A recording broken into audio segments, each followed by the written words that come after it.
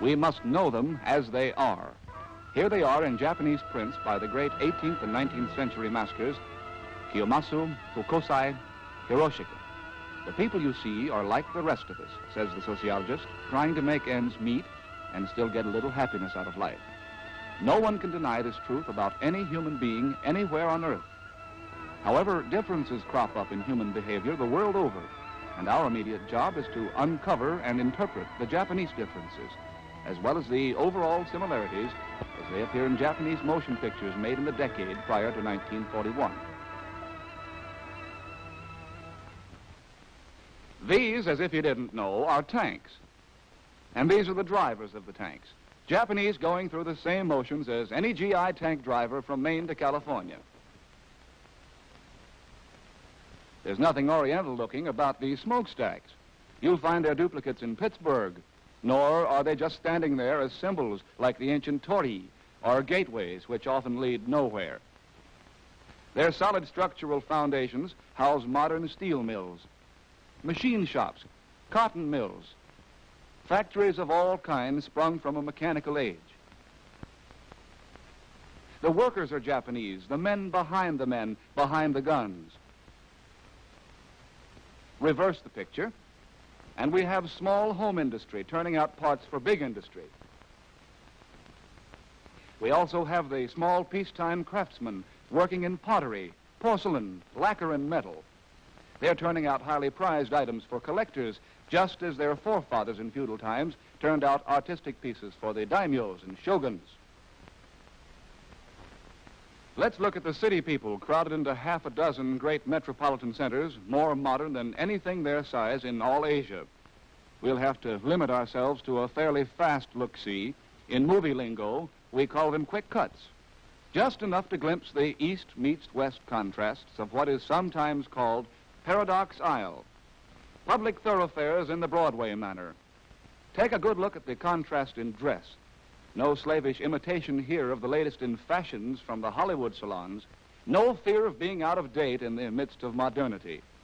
It seems that these three girls just prefer the old style.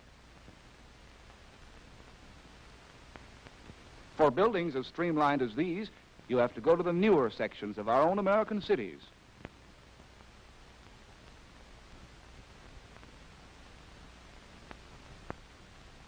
And here's a mixed group of citizens giving further evidence of the old and the new standing side by side, sometimes in the same person.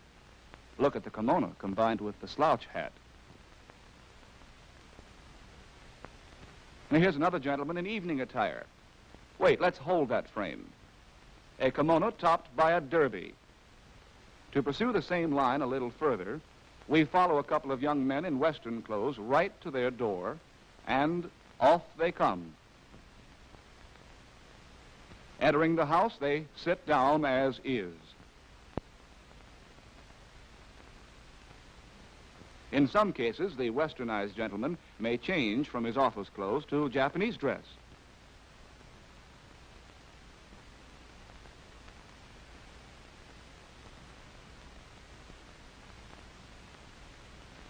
And then he too performs the gymnastic squat. Well, how about the children? At school, and by the way, there's nothing Japanesque about that schoolhouse, the youngsters are in uniforms as Western in style as California play suits. On the way home from school, this trio still looks like three kids out of the West. Under the family roof, however, and without benefit of Aladdin's lamp, we find ourselves transported back to an old Japanese custom, the boy wearing a kimono, and a young girl fitted out with a kimono with an obi, or sash, bowed at the back. Let's all take a train to the country and add a few more to the billion passengers who annually travel by rail. Not so much of westernization in the rural areas. The farmers are so busy making a reluctant soil produce the essential foodstuffs that they haven't the time to keep up with their urban brothers. Still, the ancient agricultural methods, the old hand plow, the ox used as a draft animal, seeding and planting by hand, and hoeing and threshing and harvesting by hand. The farmhouse has a thatched roof, And inside there are the familiar paper walls, mats, and charcoal brazier for cooking. The brazier also supplies warmth if they cover it with a blanket and hug it close enough to choke it.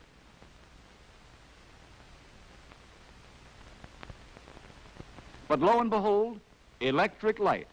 One anyway. And if Farmer Akata knows what's good for him, a radio by government request.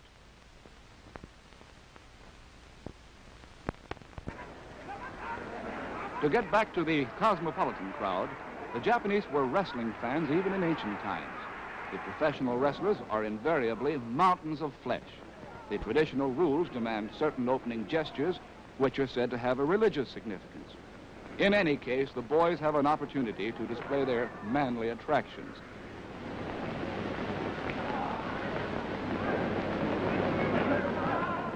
And then they go to it in what looks like the Battle of the Lion Crawlers.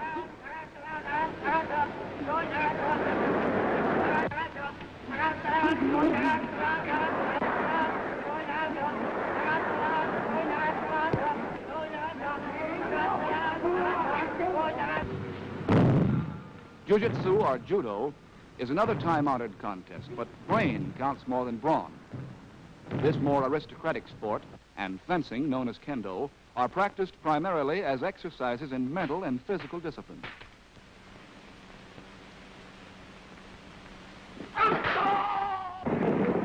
By contrast, Western sports had a terrific vogue in pre-war Japan. Horse racing drew great crowds to the tracks, and the betting was heavy. Golf, as well as tennis, became very popular. And baseball was on the way to becoming a national game.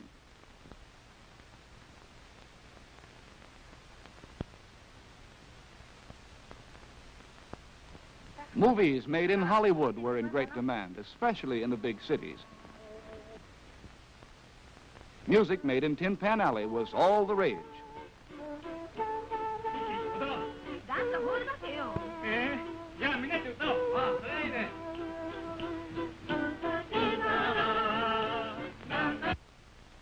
Nightclubs featuring hot bands had an enthusiastic following.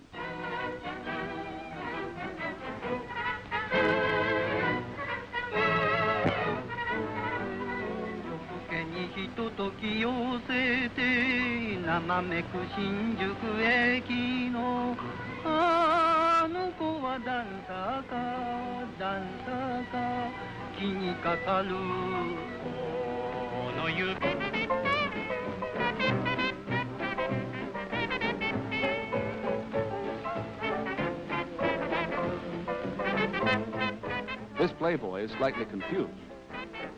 Will it be an American cocktail or Japanese sake?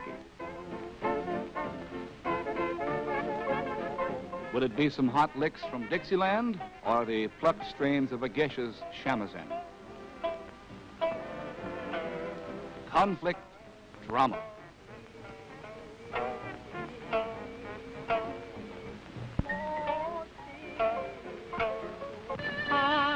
A night scene that could have been dreamed up on a Hollywood soundstage. Let's listen.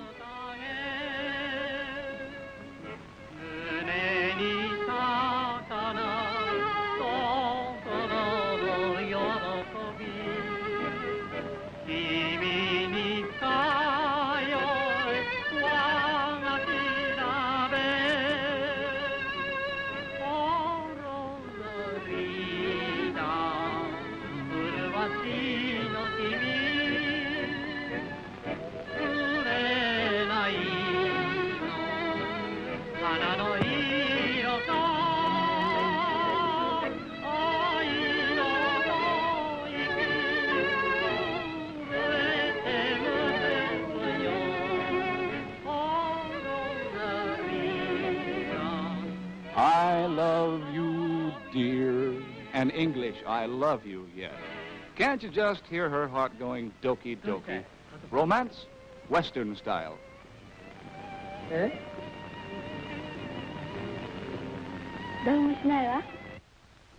Dance land, taxi dancers waiting for a come-hither nod from the stag line. Incidentally, in the early 30s, American girls wore dresses like that, too.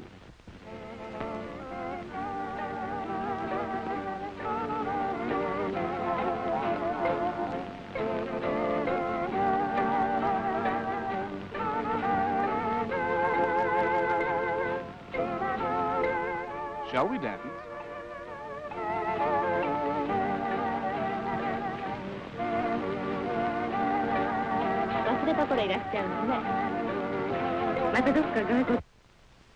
And now to put the accent on the obvious contradiction. There were, at the height of the craze for things Western, the old dance forms.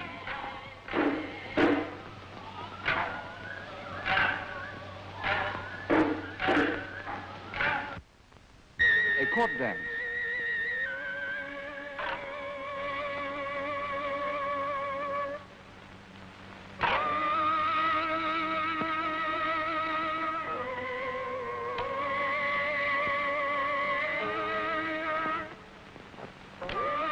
The dance of peace.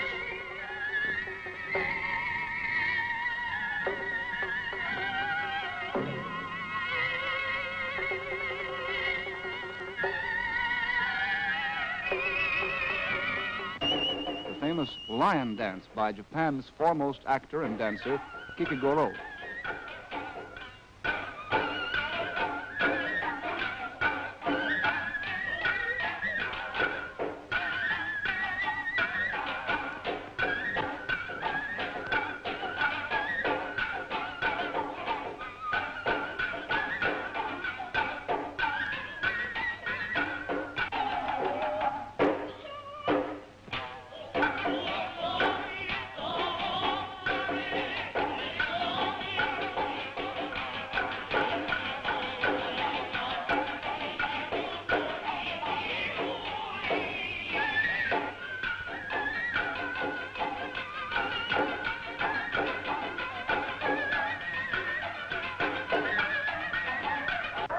There were the kabuki theaters of the 16th century type popular drama.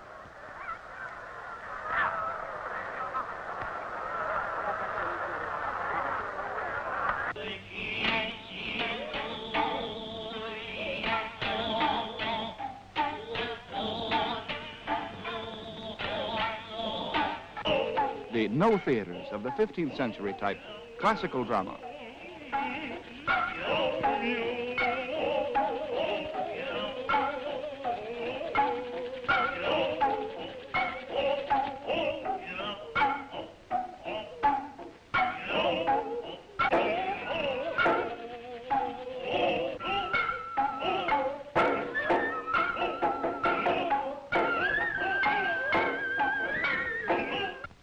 Our cartoonist was assigned the task of summarizing what we've seen so far in one symbolic drawing. Apparently, he's confused. Not that I blame him. If we go back in history, we find that this seeming confusion is an old Japanese custom. Since 552 A.D., Japan has periodically selected choice items from Chinese culture in the same way that she adopted the techniques of the Western world since 1868. It was always selection calculated to reinforce the main channel of Japanese thought and feeling, not to alter its direction. But now our East meets West cartoon is beginning to take shape. That's it. The Japanese design for living, old Japan remaining intact at its core, and new Japan supporting it with the latest technical devices for increased strength and control. Such internal resistance to change in the midst of innumerable external changes calls for a steady, conscious plan shared by an entire nation. Let's look at this plan on Japanese film. Well, this is not the Garden of Eden, lush with the bounties of nature. This is a Japanese garden, planned in every detail to the very size, shape, and color of the pebbles. The Westerner may criticize its artificiality. The Japanese finds in it an expression of his need for correct composition, as in an art form. Pre-war visitors who held with Whistler that art is an improvement over nature invariably fell in love with the Japanese. Even the trees are molded to conform to the general plan. Limbs are bent and cut short, roots constricted. Sometimes to create the impression of constantly blowing winds, at other times to frame the passage of heavenly bodies.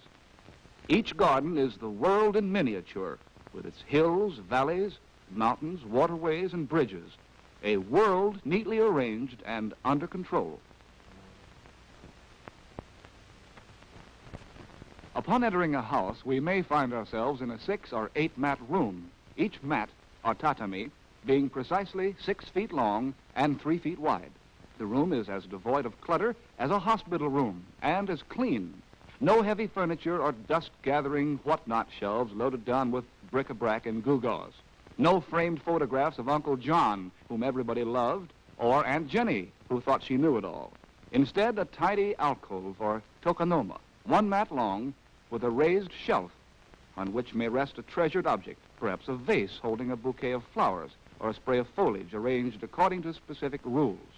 On the wall above are hanging scrolls, or kakamono, on which a painting or artistic specimen of calligraphy may be mounted. Restraint, appropriateness to the point of displaying special flowers to conform with a flower calendar. Order of a kind prescribes for the dinner tray a particular dish for a particular food.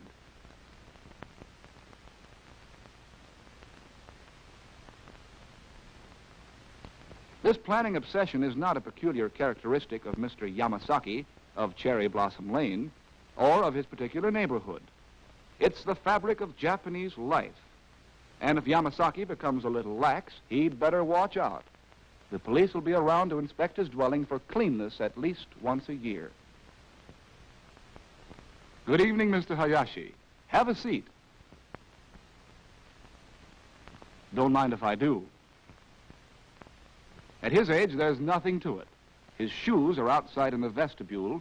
The floor cushion or zabuton marks the spot. And that ballet routine with the feet tucked under his nether extremity was knocked into him when he was knee-high to a rice shoot. Sitting just so, known as Shinto, is only the beginning. And then comes the well-known tea ceremony. Both men and women indulge in this elaborate ritual for serving tea. It's a must for the well-brought-up Japanese girl. The ceremonial discipline is so exacting that the very sleeves of the kimono must move in the right way. Observe the delicate touch, the subtle wrist movement.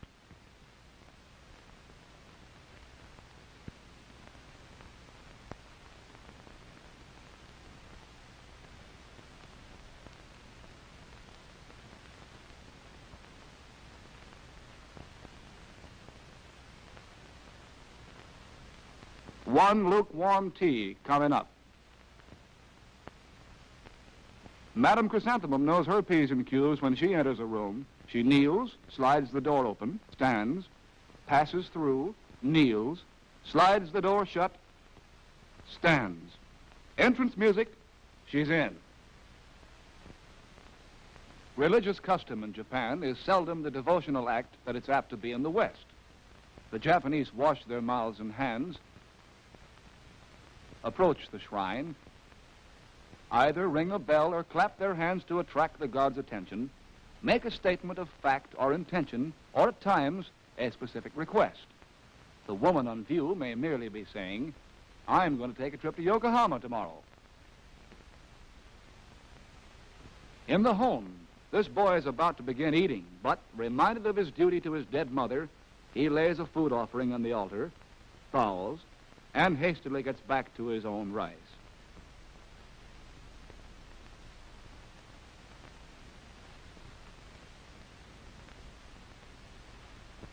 For the bath, the men join the ladies in the community bath, where appropriate behavior calls for no clothes and no gags, please.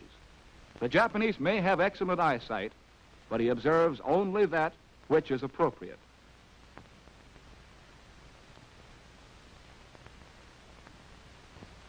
The theater is often said to be a representation or imitation of life. If true, the Japanese theater gives every evidence that Japanese life is planned in the minutest detail. Each performance is a tour de force, a concert by virtuosos. The audience probably knows the plot by heart, as we may know a symphony by Beethoven. The actor may adjust his kimono, and the audience, in a fever of expectancy for this very movement, goes into ecstasies over the perfection of the gesture. Masks fix the emotion portrayed by the actors, as well as experienced by the audience.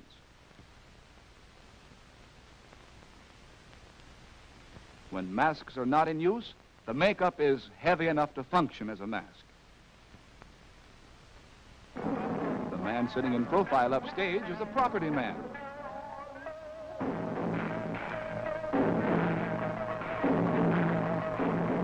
He and his aides are in constant attendance on both the actors requiring a change of costume and the business of the drama in the shifting of props.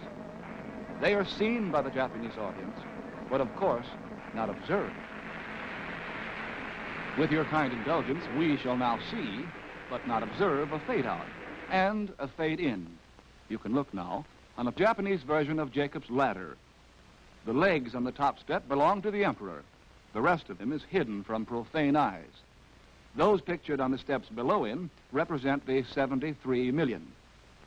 In addressing the emperor, that is a reasonable facsimile of same, the Japanese says heika, meaning beneath the throne, thereby placing himself visually on the ladder and leaving no doubt as to where he stands. Keeping this ladder relationship firmly in mind, let us dissolve to a more exact symbolic representation. The Mikado is still top man, but the pyramid of ladders coming together as one beneath the throne comprises as many ladder positions as there are Japanese. Every individual is above or below somebody else, who in turn has his own ladder position relative to other somebodies. Caught by public pressure from above and below, he does what the plan expects of him, and as a result, the whole ladder structure is kept in balance. This has been going on from generation to generation, from the sun goddess down to Grandma, whose death automatically entitled her to join the March of Gods. I could say take a bow, but that isn't the way the little folks feel about it. Child bows to adult. Woman bows to man.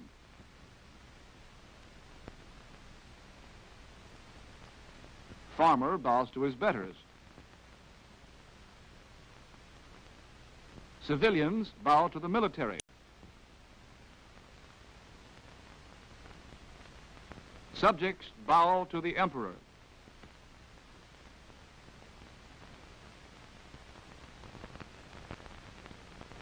If it's the honorable Son of Heaven driving by, all the upper floors of the buildings along the royal route are closed, and everybody comes down to make his obeisance below his exalted presence. This is literal ladder behavior.